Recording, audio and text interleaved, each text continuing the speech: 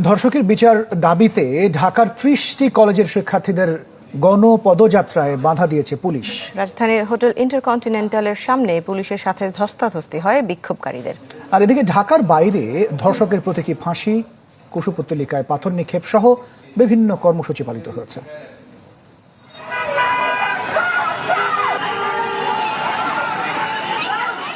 রাজধানী শাহবাগ এলাকা, পুলিশের সাথে ধর্ষণ বিরোধী বিক্ষোভকারীদের ধস্তাধস্তি।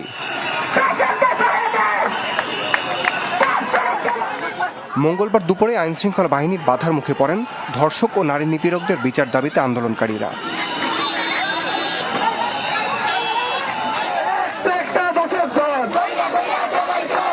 এর আগে সকালে ঢাকার ৩০টি কলেজের শিক্ষার্থীরা শাহবাগে জড়ো হওয়ার পর উত্তপ্ত হয়ে ওঠে পরিস্থিতি।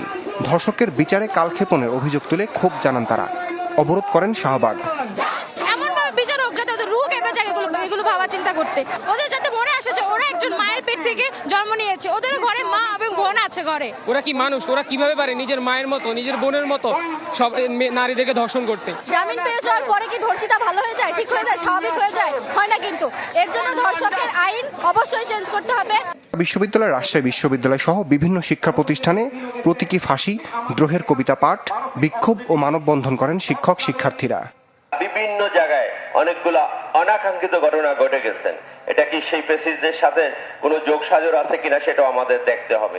মাননীয় আইজিপি, আপনাকে আমরা সময় দিচ্ছি, 7 দিনের মধ্যে সত্যভাবে অবস্থান নেন, অথবা আমরা আমাদের এই আন্দোলন আমরা রাজপথে নিয়ে যাব।